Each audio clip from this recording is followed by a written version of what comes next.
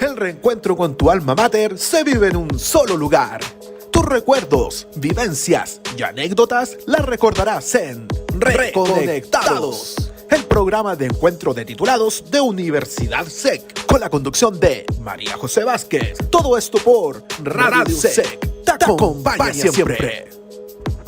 Hola, ¿cómo están? Les doy la más cordial bienvenida al programa Reconectados, el programa que alumnos de Universidad SEC con su casa de estudio nos volvemos a encontrar, conversar, y la idea es que veamos en qué están nuestros titulados, los profesionales que han salido de Universidad SEC durante estos años, qué es lo que han hecho, y ese es el objetivo del programa de hoy, donde me acompaña un kinesiólogo de Universidad SEC, Marcos Batarse, quien hoy día ha tenido la amabilidad de estar junto a nosotros. ¿Cómo estás, Marco? Bienvenidos a Reconectados. Hola, un saludo a toda la comunidad, muchas gracias por la oportunidad, María José. Y bueno, acá muy contento por compartirles un poco cuál ha sido mi camino recorrido y cómo se ha dado todo este viaje, este tránsito que me ha tocado hacer durante la universidad, primero como alumno y luego como profesional.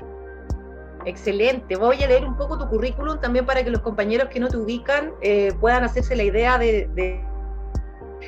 tú estudiaste en la universidad, saliste el año 2015, entraste el 2010, fuiste de las primeras generaciones de kinesiólogo 100% de la Universidad SEC, ¿verdad?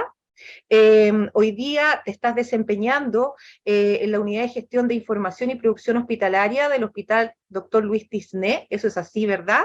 Estás a cargo jefe de Unidad de Gestión de la Información y Producción Hospitalaria, GRD, luego nos vas a explicar de qué se trata eso, estadísticas y procesamiento de datos, también has trabajado en el hospital de doctora Eloísa Díaz, también estuviste en el mismo hospital en la unidad de análisis y estadística, anteriormente lo hiciste en la misma sección, hecho una serie de formaciones paralelas a lo que es tu carrera, has estado, por ejemplo, hiciste un diplomado en bioestadística en la Universidad Católica, en la Escuela de Medicina, estuviste en la USACH también, en la Facultad de Administración y Economía, hiciste un diplomado en gestión de la salud, o sea, siempre has sido inquieto en tu formación, ¿verdad? ¿Es así?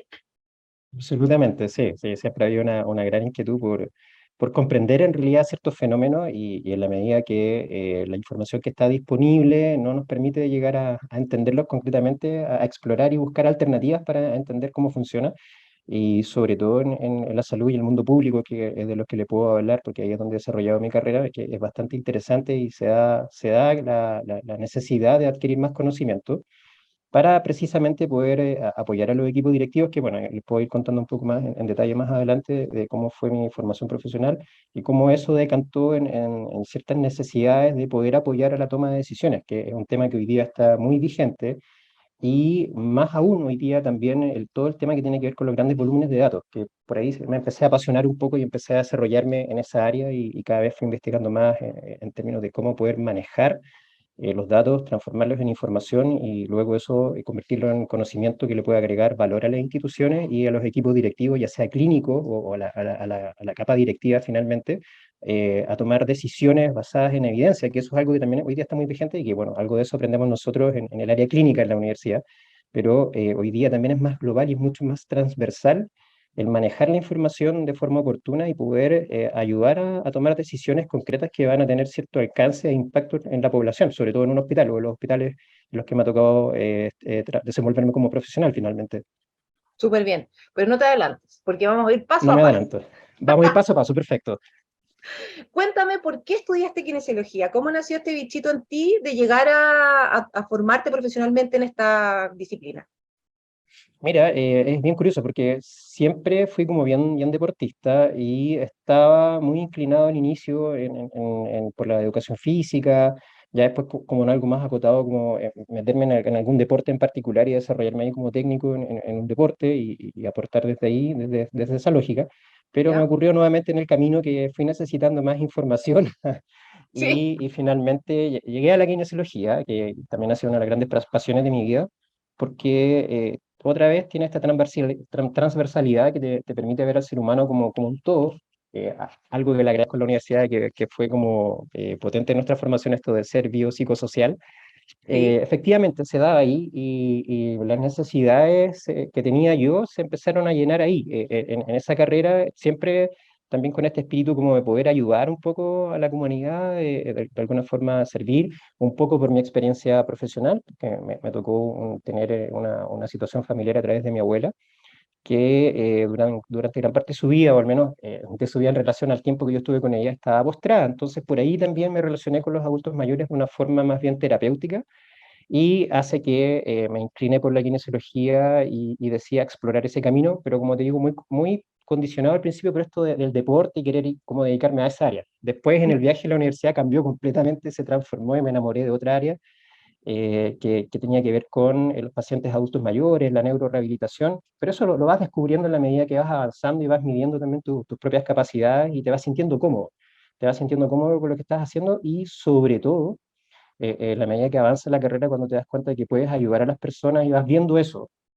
la Claro, experiencia que yo le puedo transmitir a los chicos que nos estén viendo hoy, es que cuando comienza tu periodo de internado clínico, también es un tremendo proceso, es cuando más puedes palpar esto de estar con las personas, de toda la formación, pero cuando eres interno ya básicamente eres parte del equipo de profesionales, te faltan un par de horas y rendir tu examen de título, ya con todas tus herramientas tratando pacientes y yo también agradezco mucho a mis formadores porque sobre todo en la última etapa de mi internado clínico me sentí uno más del equipo con todas las libertades y con la confianza que te da también el haber sido aplicado, el haberte esforzado y comprender finalmente cuál es tu rol y qué es lo que estás haciendo con las personas que están bajo tu cuidado y entender y tener ese compromiso. Y una vez que eso se palpa y se transmite, créeme que todo se facilita muchísimo más y claro el que camino sí. se vuelve muy llevadero y siempre uno se exige también. Yo creo que eso es algo que adquirimos nosotros en general, que es el exigirse para poder entregar seguridad a las personas con las que estamos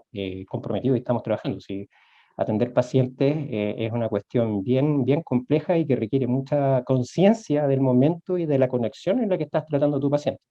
Exactamente, la humanidad nunca hay que dejarla de lado, sobre todo si estás trabajando con personas, porque en el fondo tú estás tratando una persona o estás tratando una persona que tiene algún tipo de inconveniente físico, de discapacidad, puede tener alguna enfermedad transitoria, no tengo idea, pero hay una persona detrás. Entonces, ese Obviamente. profesional de la salud que se forma debe entender que ese rol que va a ejercer va a ser también medio psicoterapéutico también en algunos casos, o sea, tú no puedes llegar Absolutamente.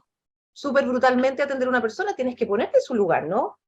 Ya, Sí, sí. Ahí también, sí, o sea, desde el punto de vista emocional, tanto del paciente como del profesional, o en este caso el interno, que es una etapa que me marcó, sobre todo cuando estuve en un hogar de adultos mayores, en un ELEAM, te encuentras con personas cuando tú estás indagando, haciendo la anamnesis, y bueno, ya cuando tienes su confianza y está esta relación cotidiana, ¿no? Del verse el día a día, comienzas a escuchar estas historias de abandono en algunos casos, donde los pacientes te comienzan con la confianza a contar eso, que no han visto a su familia, que lleva mucho tiempo de alguna forma, si bien están bajo todos los cuidados que se les puede proveer en un ELEAM, pero está esta situación emocional en la que a veces no están viendo todo lo que ellos quisieran ver en la familia. Entonces, eso también es bien fuerte y de alguna forma también es algo que abordamos en nuestra propia malla en algún minuto al comenzar la carrera de cómo sobrellevar eso y por cierto lo importante que es conversar con tus formadores, con tus propios colegas o en este caso los alumnos y son cosas que se repiten, pero y ahí te das cuenta del valor que tiene la intervención que estás realizando. Entonces eso también al final del día es lo que dice que es otro día, te hace decir otro día ganado, claro. otro día que cuenta y le da muchísimo más sentido a la labor que estás realizando. Y lo mencionaste recién, pero ¿tú crees que la universidad precisamente para ejercer ese rol, cuando estás, por ejemplo, trabajando con adultos mayores, con personas mayores, que están con un tema más bien de abandono, quizás de la misma soledad que genera la vejez, ¿tú crees que lograste salir preparado, que la universidad te entregó esa herramienta o fue tu propia experiencia de vida la que te permitió abordarlo de una forma correcta? Sin duda es muy interesante que también me haga recordarlo. La experiencia de vida tiene mucho y creo que en la medida que cada uno carga esta, bueno, no quiero decir lo carga, sino que es acompañado, pero no en el sentido peyorativo de lo que pudiera realizar una carga, sino que del modo en el que comprendemos la realidad, claro, te prepara por un lado para entenderlo de una forma cuando ya te ha tocado vivir la experiencia. Sin embargo, nosotros, ya si no recuerdo bien la malla, creo que en segundo año tuvimos un ramo que era como psicología, ¿no? por un profesor ahí que, bueno, ya no está hoy con nosotros, que era el profesor Borges, tremendo docente. Tremendo Y profe, don Sergio tremendo Borges. profe, ¿viste? Sergio Borges, pero enorme. Tuve el placer de no solo conversar con él en el aula, sino que tener conversaciones de pasillo. Su oficina siempre estuvo abierta y disponible. Entonces, sí, efectivamente, eso no fue algo improvisado, sino más bien ahí ya teníamos un par de herramientas quizás de las que no eres tan consciente por tu propia etapa de la formación, o cómo está Claro, dividido el proceso formativo en la universidad.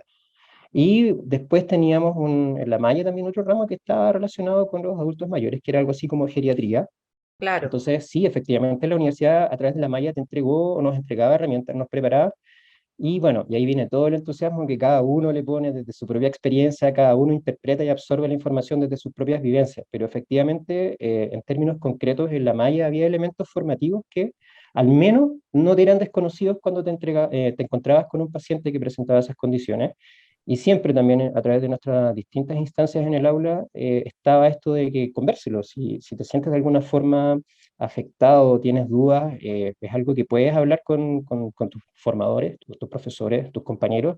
Entonces, no era sentirse solo, sino que de alguna forma es hacer comunidad. Y es un poco lo que me tocó hacer a mí y cada vez que quise o sentí la inquietud, la necesidad de recurrir a alguno de mis profesores, fue tremendamente satisfactorio poder alargar las conversaciones a los pasillos, al casino. Entonces, claro. eran instancias de aprendizaje de las que te vuelves consciente después. Siempre, de alguna forma, la transferencia de conocimiento está ahí, está palpable en las conversaciones, en las cosas más cotidianas.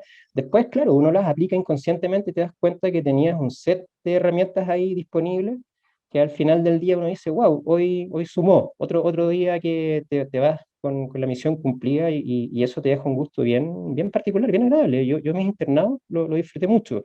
Fue un proceso que de verdad disfruté, muy exigente, Sí, pero hay un minuto en el que tú dices, ya me siento listo, estoy preparado. Entonces, claro. eso fue un viaje bien exigente, sin duda, pero que lo disfruté mucho, muy consciente.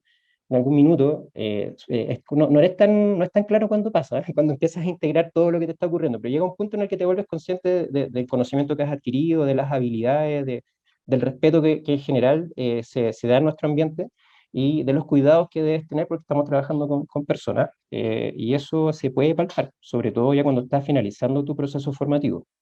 Claro, claro, es verdad. Uno muchas veces cuando está en la universidad no es consciente de lo que está a diario a tu mano, con los profesores, con tus asignaturas, qué sé yo, porque ser medio inmaduro o con poca experiencia, no sé, pero al final de la carrera uno siempre lo agradece, porque te das cuenta que, pucha, que ese profesor que te exigió un poco más, o que ese profesor que se dedicaba a conversarte, o que tenía las puertas abiertas, él sabía que lo estaba haciendo porque es necesario, porque el contacto Absolutamente. humano y la transmisión de la formación profesional. Sí, sí, la transmisión del conocimiento se da de esa forma y claro, por un lado, no tienes necesariamente la experiencia cuando estás en la etapa final o ya cuando te estás desarrollando como profesional, pero es ahí donde te apalanca el conocimiento previo, la habilidad que lograste adquirir a través de todo el proceso formativo, por eso tiene sentido, todo va cobrando sentido con el tiempo, de los campos clínicos, ¿no? Y bueno, la actitud, sin duda.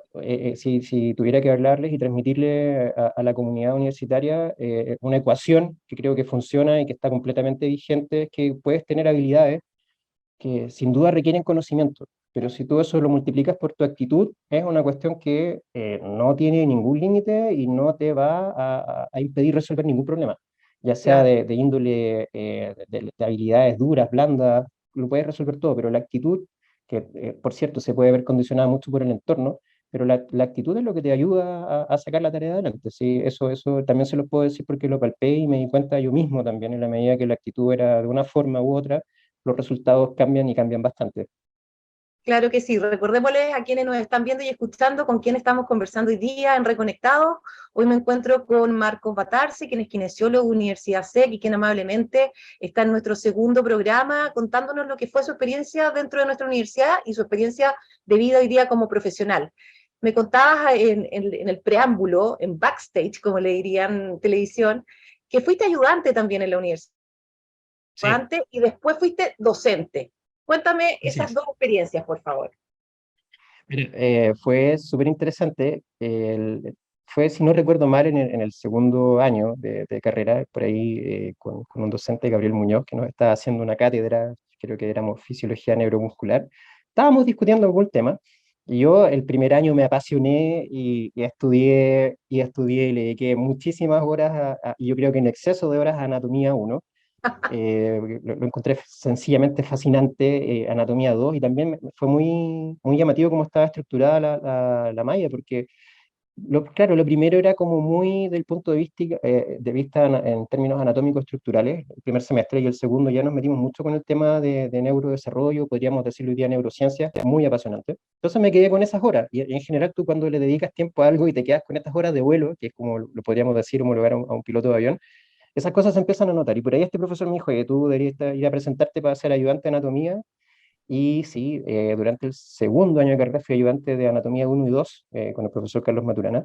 También en fisiopatología, que ese fue otro, otro gran hallazgo. Entonces, me lo pasé en la medida que me lo permitió el tiempo, de haber sido el segundo y el tercer año, ya el cuarto un poco más difícil por los compromisos de campo clínico.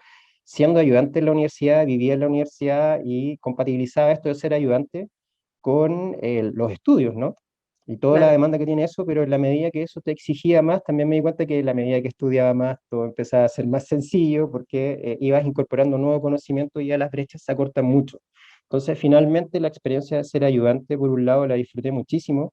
Me ayudó con la propia carrera a mejorar muchísimo mi desempeño porque fueron horas de aprendizaje que finalmente logré transmitir. Y eso también es muy interesante, que cuando le enseñas a otro o ayudas a otro en el proceso de aprendizaje, tú también sigues aprendiendo y eso no se detiene. Sin duda, Y lo fue un comparto. viaje hermoso en realidad. Vivía metido en la universidad, en la biblioteca, lo pasé muy bien. Y claro, después de titulado también estuve precisamente con el profesor Andrés Díaz siendo su ayudante, ya como profesor ayudante de la universidad, en la medida que también me lo permitió mi carga de trabajo ya profesional. Y también lo disfruté mucho. Ahí sí, no sé cómo me recordarán mis alumnos de la ayudantía, porque había harto material que leer los días sábados en particular, pero todo eso que puede resultar tedioso, ¿no? Es lo que te ayuda a estar preparado, porque, y aquí vuelvo a un poco esto de que la falta de experiencia que tienes inicialmente solo puedes reemplazarla con el conocimiento. Y una vez que está este conocimiento, empieza a decantar la experiencia, solo te va a ayudar a que todo se vuelva más sencillo y te va a hacer comprender muchísimas cosas porque se produce esto de la integración. Cuando empiezas a Sí. integrar conocimiento, créanme que es espontáneo, no les puedo decir en qué minuto ocurrió, pero en algún momento empiezas a integrar todas las asignaturas que tuviste en tu proceso formativo y se te abre así la cabeza y empiezas a ver todo de otra forma muy distinta. Y ahí es uno donde comienzas a desarrollar las competencias profesionales ya más duras y bueno, siempre muy de cerca con las que traes uno como persona finalmente, que esas también te ayudan a salir de muchas situaciones en las que puedes resolver simplemente con la actitud y con las ganas. Así que eso Claro. también se los dejo ahí como experiencia. Eso que dices tú, que de repente se te viene a la cabeza todo lo que estudiaste y que tú pensaste que tal vez te lo leíste en algún momento, lo olvidaste, lo empiezas a integrar, significa que tuviste un aprendizaje significativo, valga la redundancia. O sea, Así está es. dormido ahí, pero lo sacas en el momento que lo necesitas y es parte de tu formación. Y lo mismo pasa cuando uno enseña, porque uno como profesional, si incurre o incursiona, perdón, en el mundo académico, nadie te enseñó a ser profesor. Uno es profesor primero y luego te dedicas a hacer como una clase sin que tengáis muchos elementos pedagógicos estudiados, porque uno no estudia pedagogía de la kinesiología o pedagogía del periodismo. Entonces, te das cuenta ahí, es otra forma de aprender también. Uno aprende de sus estudiantes, mucho. Sí, y hay un proceso de retroalimentación bien interesante.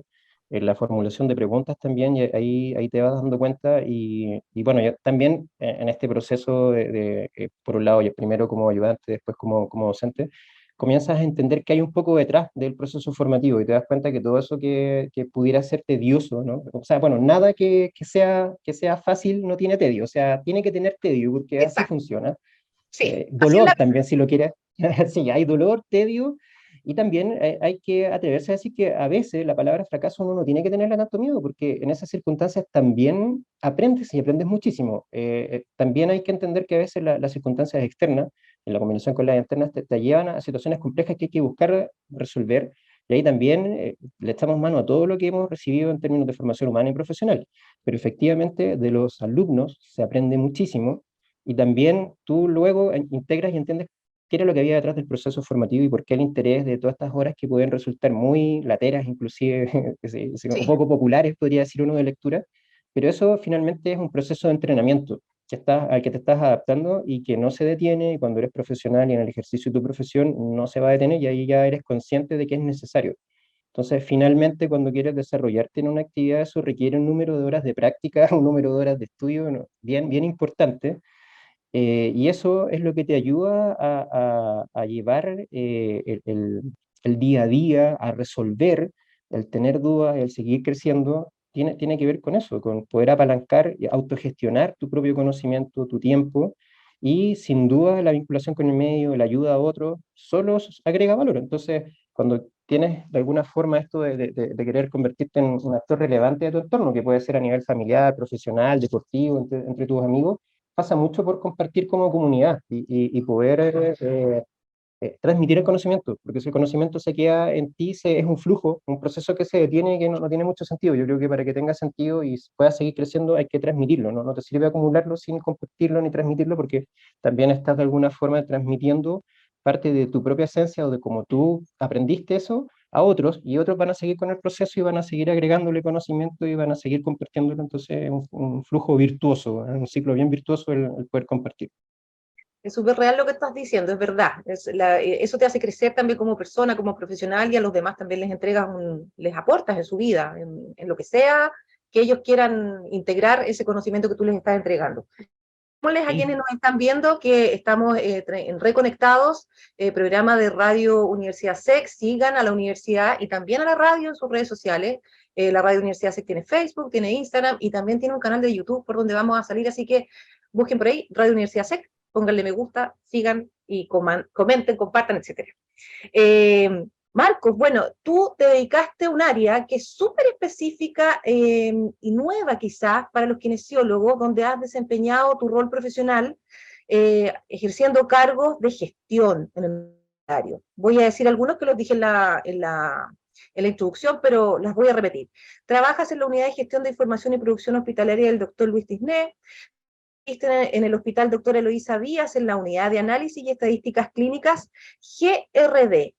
Te pregunto, ¿cómo llegaste a esto del mundo más bien de lo clínico, que podría ser donde cualquier persona piensa que va a ejercer un kinesiólogo, pero tú te has ido especializando en esto de las estadísticas, de la información, de la data? Cuéntame eso y qué significa lo que tú ejerces hoy día. Es un camino curioso, sin duda, A ver, veamos. porque claro, vamos a ver qué tan curioso y qué tan marcado de alguna forma, vamos a hablar un poco del destino, ¿no? Y siempre a nivel formativo tuve ciertas inclinaciones y me gustaban los datos, y ahí les paso el aviso, chicos, esos ramos que tenemos como salud pública, bioestadística, sirven y sirven harto. No Probablemente son rellenos. uno no es relleno, para nada, y ahí les voy a comentar el por qué no es relleno, y recapitulo un poco diciéndole esto. Yo llegué sin experiencia de eso a esta área, más que la que recibí en el pregrado. Sin embargo, estamos preparados para eso. Entonces, sí les puedo contar que el perfil que tenía la universidad en el momento que yo fui estudiante estaba como muy orientado a la salud primaria. Lo adoro, lo amé muchísimo, pasé por ahí y es una actividad que me encanta. Pero en esto de estar buscando desempeñarme como profesional, lo que hago es acercarme al hospital de la Florida, al hospital Doctor Eloísa Díaz, a dejar mi currículum un día. Dije, tal vez hay necesidad de algún clínico, si bien no estoy necesariamente orientado para el área hospitalaria, pero tengo las herramientas para seguir aprendiendo y ganas no me van a faltar. Exacto. Entonces, partí un día con mi currículum al hospital y, bueno, lo que me dicen es que efectivamente cargos clínicos no habían disponibles, pero había una unidad que se llamaba Grupos Relacionados por el Diagnóstico, que estaba en un concurso público. Ahí les paso el aviso que así se entra en el sector público a través de un concurso, Sí. y que si quería podía dejar mi currículum y participar del concurso y poder integrarme al hospital si es que ganaba el concurso y me adjudicaban el cargo. Eso es bien interesante, y ahí les puedo contar que en el servicio público, en mi experiencia de esos cargos a los que he postulado siempre, me tocó ganarme el concurso. No es que necesariamente estén dirigidos y estén ahí tratando de incorporar a alguien con nombre y Arreglado. apellido. Claro, no es que esté arreglado, que es como se conoce coloquialmente. Así que Claro. puede pasar, no lo sé, pero en mi experiencia fue así. Bueno, y resulta que me dan una hoja ahí y decía estos grupos relacionados por el diagnóstico. No tenía idea, primera vez que me enteraba de que esto existía, pero como les contaba anteriormente, a nosotros nos enseñaron a investigar. Y lo Claro, que hice, entendiendo que hoy día hay Internet y hoy día muchísimo más que hace 7 años atrás, me fui a investigar qué eran los grupos relacionados por el diagnóstico y me pareció súper interesante lo que había pasado. Se trata de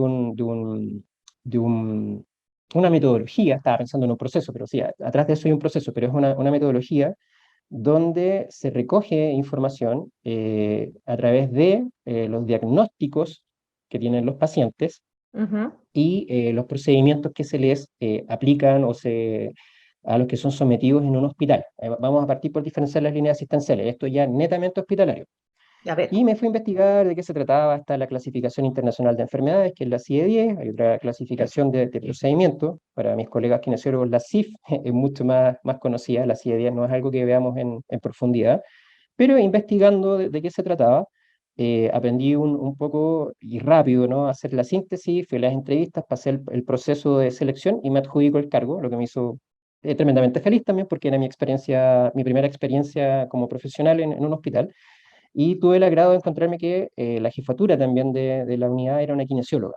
Entonces ahí ya, ya se estaba empezando a abrir campo, porque este campo y se inicia un poco en Chile, que ahí puedo nombrarles a Emilio Santelices, que fue hace poco ministro de Salud, a través de la Universidad Católica. Es un proyecto donde se implementa esta metodología. El 2010, para poner un poco en contexto, son 60 hospitales los que hay en Chile de alta complejidad o mediana y alta complejidad. La red hospitalaria nacional, que está en crecimiento, por cierto, está en desarrollo, así que hoy día con los que se están aperturando debe haber crecido un poco más, pero 60 en el inicio del proyecto. Y se debe implementar esta metodología porque lo que permite es recoger información estandarizada. ya, Entonces, ¿qué es lo que hay? Este es un método y muy interesante porque imagínense que toda la actividad que se da en un hospital puede tener como resultado las combinaciones de todos los pacientes que se atienden en un hospital. Entonces, esta metodología lo que hace es convertir toda esa actividad en un volumen de información más manejable, los clasifica. Entonces, ¿qué es lo que son los grupos relacionados por el diagnóstico? Los grupos relacionados por el diagnóstico son una metodología de clasificación de egresos hospitalarios, es decir, de pacientes que han requerido utilizar una cama en un hospital, en base a sus diagnósticos y los procedimientos a los que fueron sometidos durante su estadía en la hospitalización, como para ya, condensarlo un poco. te entiendo. Detrás de eso hay un software que la primera actividad que tuve como profesional, que se requiere ser del área de formación clínica, es que mi trabajo era revisar la ficha clínica de los pacientes que se habían hospitalizado y desde ahí tenía que extraer los diagnósticos, en este caso todos los diagnósticos que eran atingentes al episodio, perdón, de hospitalización, y los procedimientos que se habían realizado. Entonces hay un software que por atrás toma ciertos elementos como el diagnóstico, la edad del paciente, eh, el sexo del paciente, las intervenciones quirúrgicas, las comorbilidades que pueda tener y lo clasifica en un grupo y lo deja clasificado en un grupo. Y eso Ya, lo vuelve en un nivel de información que es muchísimo más manejable para el nivel central. Hablamos del Ministerio de Salud, están los servicios de salud, y ahí les vuelvo a contar que otra vez salud pública, por ejemplo, no era necesariamente relleno, porque ahí es donde nos enseñan, por ejemplo, cómo está compuesta la red de salud nacional. Y, por ejemplo, no es menor entender que son 29 servicios de salud a lo largo de todo Chile. ¿Y cuántos servicios, por ejemplo, de salud tenemos en Santiago? Está el Servicio Metropolitano Suroriente, por ejemplo, el Servicio Metropolitano Suroriente es el que tiene bajo su jurisdicción al Hospital Eloísa Díaz, el Hospital Sotero del Río, claro, Padre Hurtado, San José, más toda la red de atención primaria. Entonces, eso tiene sentido y comenzar a entenderlo por algo necesitan gente que es formada en la salud. Luego, claro, te puedes ir especializando y, como te contaba, lo primero tenía que ver con revisión de la ficha clínica, reconstruir el caso clínico del paciente a través de su ficha, poder llevarlo a este sistema de información. Bien, en eso estuve casi 2 años y luego se da la posibilidad de postular a la jefatura de la unidad, que es lo que hice, y ahí ya viene otro proceso muchísimo más interesante, que es el que finalmente me termina apasionando y direccionando un poco más mi proceso formativo posterior, que es el que tiene que ver con el análisis de la información que se recopila. Entonces, ahí ya tenemos la experiencia que primero generamos una determinada cantidad de datos, ¿no? Que se organizan de una forma, y al estar organizados ya puedes procesarlos y someterlos a un proceso, valga la claro, redundancia, estadístico, por ejemplo, sí, del cual podrás extraer información que es altamente relevante para la institución o para el hospital en este caso, como por ejemplo saber qué tipo de población es la que está atendiendo el hospital, cuáles son las patologías que aquejan a estos pacientes, cuál es la frecuencia de estas patologías, cuál es la frecuencia de ciertos procedimientos quirúrgicos. Eso está vinculado con la cartera de prestaciones de servicio del hospital, está vinculado con el presupuesto hospitalario, que eso también es otro tema muchísimo, muy interesante. Y finalmente con el financiamiento. Yo les puedo contar que esto de los grupos relacionados por el diagnóstico es la forma en la que se están financiando los hospitales en Chile. O sea, mensualmente hay una remesa que proviene de la aseguradora, que es FONASA, al hospital, y que es por donde le ingresan los recursos al hospital, que proviene de esta actividad específicamente, que es clasificar los pacientes con la complejidad asociada que tienen. Entonces, Claro, ¿qué es lo que nos permite el software? Es que le asigna al paciente una complejidad. De esto se extrae algo que se conoce como peso medio, que es una medida de complejidad, y eso tú lo multiplicas por un precio base en dinero. Y finalmente, y ahí les puedo contar más o menos, un hospital, por ejemplo, puede generar egresos hospitalarios de 1.300 pacientes. Y eso se multiplica por un montón de dinero y eso implica cómo se financia el hospital respecto de su actividad por egresos. Entonces, es tremendamente relevante hoy día, así como les hablaba de la cantidad de hospitales que hay en la red, quiere decir que al menos debería haber 60 unidades de grupos relacionados por el diagnóstico que requieren de profesionales formados en la salud, que por cierto también requiere una formación posterior que se hace a través de hoy día diplomado, del Ministerio de Salud también, que te forma como codificador y luego como analista. Y bueno, por cierto, el camino que se sigue, yo, como bien lo mencionaba, me formé a través de un diploma de gestión en instituciones de salud y después en bioestadística, que eso me ayudó también a mejorar muchísimo más la calidad de la información que estaba proporcionándole a los equipos directivos y a los equipos clínicos. Entonces, si bien una forma de gestionar, no es necesariamente nuestra la responsabilidad de tomar las decisiones. Sin embargo, no, la responsabilidad está en estandarizar la información, los datos primero, convertirla en información, y eso es lo que tú le entregas al equipo directivo y a los equipos clínicos para que tomen decisiones que son tremendamente relevantes, como ver si es que van a aperturar un nuevo tipo de prestación, por ejemplo, a través de la exacto. cartera de prestaciones, o si es que se requiere algún tipo de material relacionado para las patologías que están cambiando, si es que hay algún cambio en el perfil epidemiológico. Entonces, el tipo de población que estamos atendiendo y esto de los GRD te permite comprender la casuística, es decir, qué es lo que estás recibiendo en el hospital, y cómo se ha modificado. Por cierto, hoy día a través, por ejemplo, de la población extranjera que tenemos no es menor. También estamos recibiendo otro tipo de patología, estamos recibiendo un número que ha ido en aumento y te permite hacer una vista general de cuáles son las decisiones que se deberían ir tomando y por dónde uno va anticipándose un poco a que ciertos hechos sucedan, busca generar, tomar decisiones de forma anticipada, no tan reactiva. Y ahí es donde aparece también el concepto de la inteligencia de negocio, que es Claro. finalmente entender una serie de reglas y entender que la salud, siendo un sector productivo, finalmente también no es distinto de otras industrias. Y se comporta un poco, desde el punto de vista económico también, y otros fenómenos de esa forma. Entonces tampoco hay que mirarlo tan desde lejos, aprender un poco de presupuestos, ¿verdad? O de cómo generar la respuesta a ciertas preguntas que comienzan a surgir propias de la actividad hospitalaria es algo que te va abriendo mucho camino y te va también dejando mucha experiencia. Entonces eso es bien relevante.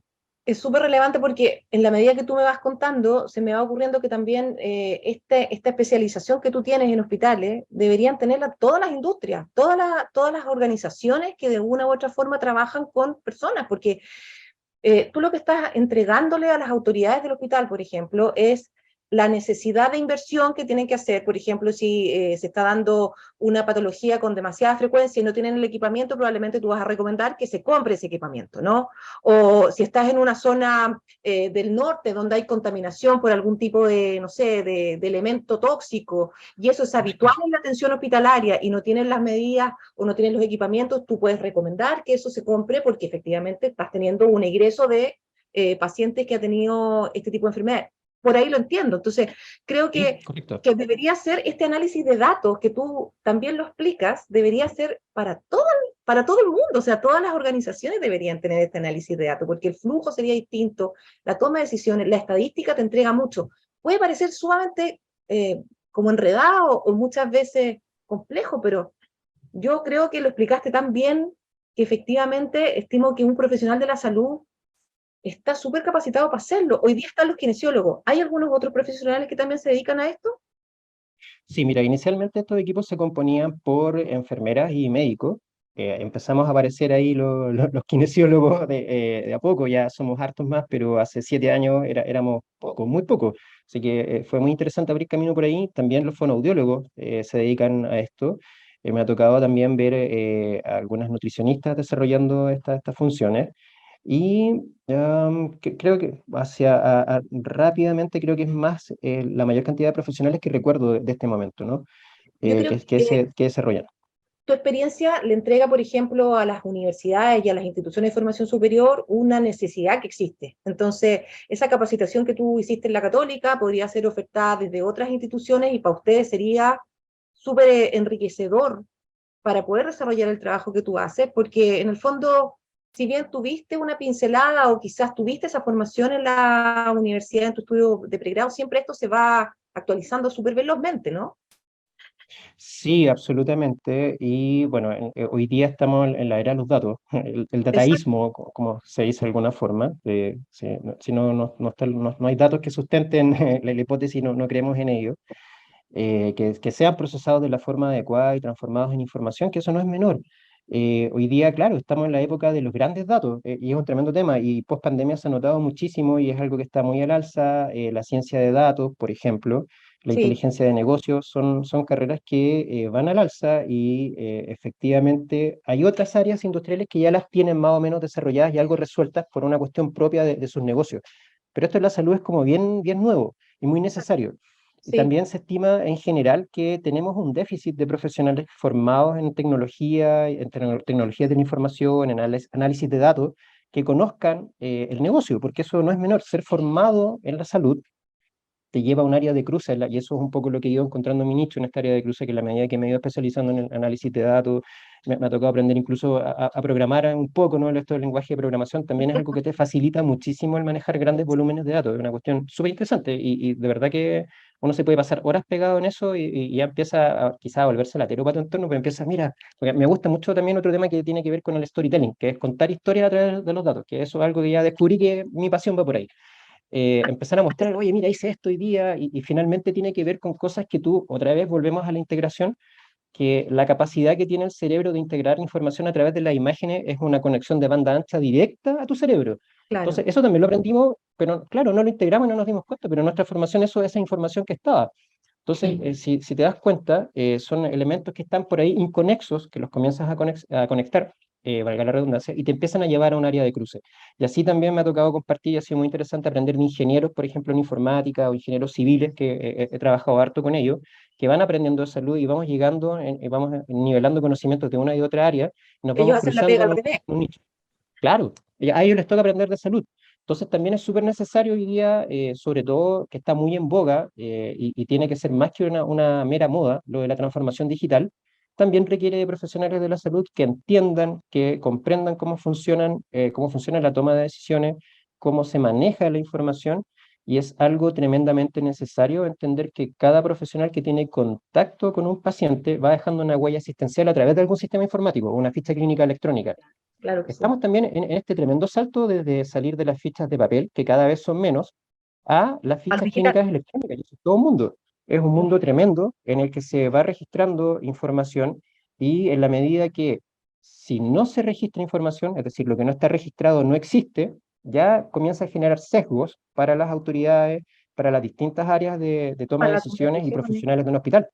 Entonces, Claro. hay que generar conciencia en términos de calidad de datos, de la responsabilidad de extraer la mayor cantidad de información posible, que eso entra a un sistema de una forma y luego se extrae y se convierte en otros productos, finalmente. Entonces, hoy día estamos en esta revolución tecnológica que se aceleró muchísimo por la pandemia, y eso sí me tocó verlo, Eso porque te quería pre-pandemia. preguntar. ¿Qué había pasado con la pandemia? En estas estadísticas que tú estás, con las que trabajas todos los días, con esta data que se genera a diario, ¿qué pasó con la pandemia? Tremendo, fue tremendo comenzar a ver cómo, por ejemplo, solo por comentar algunos datos, ¿no? La tasa de mortalidad bruta nacional que podemos decir en promedio mensual era del 2,8%, solo por dar un dato. Cuando estábamos navegando junio del 2020, eso se elevó a un 14%. O sea, imagínate la cantidad de veces que creció en términos de, se conoce como exitus letalis, es el término, cuando hablamos de los pacientes que fallecen en una institución hospitalaria. Imagínate el estrés y la demanda que genera sobre el sistema en términos de que las unidades de anatomía patológica de un establecimiento están proyectadas y calculadas para una cierta cantidad de demanda. Esto lo Claro, comenzó a superar y hubo que resolver problemas. Entonces, si te das cuenta en manejar sobre la información marcha. estandarizada, sí, pero además lo que nos ayudó, me tocó verlo en realidad, o sea, lo viví desde adentro, lo que nos ayudó a resolver problemas fue el poder disponer de información estandarizada y centralizada. O sea, eso también me gustaría dejarlo en claro que viéndolo desde el sector público, en el cual me ha tocado desenvolverme, y que si hacemos un poco de memoria, finalmente el ministerio también toma control de toda la información y también de los establecimientos privados, es lo que permitió tomar decisiones. O sea, lo único que te permite decidir es acceder a la información, que ésta sea correcta y de forma oportuna. Esa es Claro. una de las grandes lecciones de la pandemia. Y si te das cuenta, comenzaron a florecer todo tipo de accesos a información a través de Internet, página web, la visualización de datos se volvió algo más masivo. Estamos en la Sí. época de los datos masivos, pero eso recibió un empuje muchísimo más fuerte durante la pandemia y es algo que vino y se quedó con nosotros. Entonces eso no va a cambiar y las decisiones siempre van a requerir contar con un nivel de evidencia alto para poder solucionar problemas de salud, que eso es lo que estamos conversando finalmente de fondo, los problemas de salud que tiene la población. Ese es el objetivo, ese es el objetivo. Y siempre la información es poder y te permiten tomar decisiones, te permite seguir un camino correcto, desviarte si es necesario. Por lo mismo veo que Absolutamente. es súper interesante tu área de acción profesional hoy día y creo que debería ser masificado, sobre todo para tus compañeros los que están hoy día estudiando. Y por ahí va mi otra pregunta. ¿Qué le dirías a los chicos que hoy día están estudiando kinesiología, que van a ver este programa, que tal vez están en una etapa así como media de transición entre la carrera, medios complicados con algunas asignaturas? ¿Qué les dirías tú desde tu experiencia, desde lo que has podido palpar siendo profesional de la kinesiología? Mira, desde como profesional y como alumno primero, creo que lo más importante es el compromiso que tienes contigo mismo, o sea, el compromiso que uno tiene con sus propios objetivos, que es difícil, por cierto, bueno, nos enseñan a pensar así de claro desde chicos, como ponga un objetivo, tenga la meta, pero una vez que nosotros nos convertimos en alumnos y vamos adquiriendo el proceso, y ahí eso también me gustaría comentárselo, que por qué de alguna forma no es tan difícil aprender de otra área. A través de nuestra formación profesional aprendemos, ¿verdad?, a realizar una serie de evaluaciones. Sí. Una evaluación te permite llegar a un diagnóstico y Ujú. ese diagnóstico te permite establecer un plan terapéutico, por ejemplo, que es lo que aprendemos, ¿verdad? Si tú eso lo tomas y lo llevas desde el punto de vista del pensamiento crítico a otra área, también, por ejemplo, en el área en la que me desarrollo que tiene que ver con el manejo de información, lo primero que hay que hacer es una evaluación. Y ahí se van a acordar mis colegas, mis actuales colegas, compañeros de la universidad, los profesores, que hablamos mucho de evaluar. O sea, evaluar, lo primero es que si haces la evaluación correcta, tienes el diagnóstico adecuado. Sí. Y ahora, en mi área, por ejemplo, no voy a hablar de plan terapéutico, hablamos de plan de trabajo. Y tú ahí en ese plan de trabajo vas a proponer objetivos y una serie de actividades y tareas que te van a llevar a resolver ese problema o esa pregunta que tú tienes o ese objetivo que te has fijado, porque finalmente tiene que ver con una pregunta. Todo eso lo recibimos en el ciclo de formación de ciencias básicas probablemente y nos vamos olvidando en el camino, pero después empezamos a entender, ok, sí, efectivamente estoy capacitado para realizar una evaluación con otras herramientas, no necesariamente las terapéuticas que aprendo en la universidad, sobre todo en la kinesiología, como hablábamos, hay músculo, tendón, hueso, no, acá cambia distinto, pasa Ujú. por poder evaluar, por ejemplo, las fuentes de información, contándote un poco mi área, las fuentes de la información con las que contamos, si están estandarizadas o no, cuál es el nivel de seguridad, el nivel de procesamiento, las iteraciones que se realizan, la disponibilidad, la oportunidad.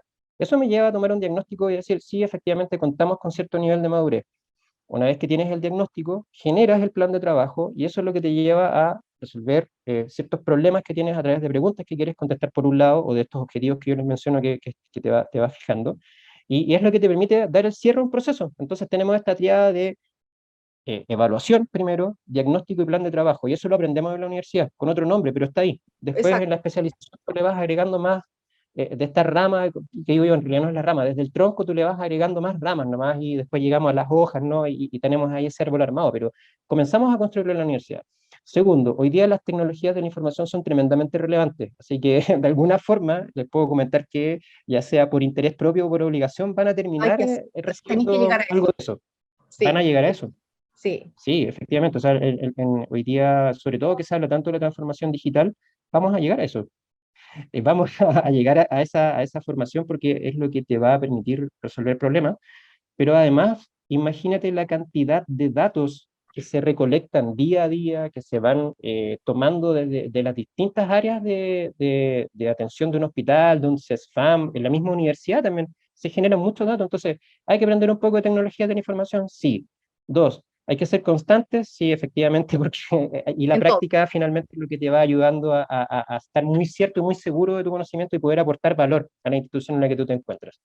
Y lo segundo, o bueno, ya lo tercero en realidad, volviendo un poco a cuando eres alumno, si hay ramos en los que son difíciles y estás ahí o están los chicos un poco complicados, primero pedir ayuda. No siempre es fácil porque uno, al menos hay que aprender a reconocer el problema o la debilidad que tienes. Exacto. Y ahí se te soluciona todo. Buscar ayuda y lo demás no va a pasar ni va a mejorar con las horas de, o sea, solo es leer, estudiar, practicar y transmitir. Y eso los va a ayudar a sacar adelante la carrera, llegar a su proceso formativo al final con el examen de título y tienen que estar preparados en realidad para todo evento. Yo les puedo contar que mi examen de título yo en realidad estaba preparado como para un escenario porque era lo que me gustaba. Y ya a esa altura ya estaba como muy suelto de cuerpo y yo me sentía, sobre todo porque lo había pasado muy bien en mi último internado, porque mis pares hoy día, profesores en ese tiempo, y un saludo para Eduardo Vergara, que me tocó él como docente guía, me sentí ya como parte del equipo clínico, porque ya había pasado todo un proceso de casi un año haciendo internado, entonces ya al final me sentía más kinesiólogo que interno. Y me tocó después en el examen de título algo para lo que casi nada había estudiado, así que solo Oh, me tocó darle mano a mis conocimientos, así como los que uno logró incorporar en claro. las ciencias básicas, más toda la experiencia, y ahí resolverlo con la experiencia. Entonces, sí, estudiar sirve y no te das cuenta cuando le estás echando mano a todas esas horas de lectura que uno puede decir, oye, estoy aburrido, estoy cansado. También ahí el mensaje de hay que alimentarse bien, hay que dormir harto en la medida que puedan recuperarse, porque también trasnoché muchísimo en mi periodo de internado haciendo presentaciones, pero lo único que les ayuda a sacar la tarea es eso, es prepararse, entender que es parte un poco, ¿no? de la pega, como se dice, y cuando les toque ser profesionales eso no va a cambiar, va a seguir siendo así, de esa forma. Exactamente, así va a ser. Oye, Marco, tremendo entrevistado, creo que nos quedamos cortos de tiempo. Voy a invitarte para seguir conversando en la segunda temporada de este programa. ¿Te parece? Que hemos comprometido. Encantado. Sí, ¿Sí? comprometido, me encantó poder compartir un poco la experiencia y las aventuras que me ha tocado vivir. Sí, vamos a hablar también con Eduardo Vergara para que te traiga, para que tus compañeros más chiquititos, los que están entrando, los que están saliendo, te conozcan, porque de verdad creo que transmites la pasión por tu profesión, por lo que estás haciendo hoy día, y te quiero agradecer enormemente que hayas estado hoy día en Reconectado. Creo que has sido un entrevistado súper claro, dispuesto, generoso con todo lo que nos has contado, así que te dejo comprometido para nuestra segunda temporada, ¿sí o no? Sí. Pero con todo gusto, sí, pues con todo gusto. Ya, Marco, entonces quedamos hasta acá con nuestro programa Reconectado, segunda edición. Mi nombre es María José Vázquez. Los espero el próximo lunes con un entrevistado tan bueno como Marco. Y nada, pues, agradecida y seguimos en contacto. Que esté muy bien. Sí, con todo gusto. Un abrazo a toda la comunidad. Chao. Chao, chao. El reencuentro con tu alma mater se vive en un solo lugar. Tus recuerdos, vivencias y anécdotas las recordarás en Reconectados, el programa de encuentro de titulados de Universidad SEC, con la conducción de María José Vázquez. Todo esto por Radio SEC. Te acompaña siempre.